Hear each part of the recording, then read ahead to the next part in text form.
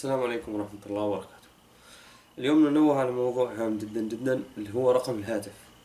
كيف نحن عم نفرط برقم هاتف ممكن انه هو يفضحنا في الاخر. فراقبوا معاي، راح اورجيكم الطريقة على رقم جبته انا من وين من كان، وراح نشوف سوا وراقبوا معي. اوكي، السلام عليكم، وانا رجعت لكم. لنفرض انه انا حصلت على رقم هاتف جديد، دخلت على اضافة حساب. هلا انا عم بجرب على رقم هاتف زائد 1914386916.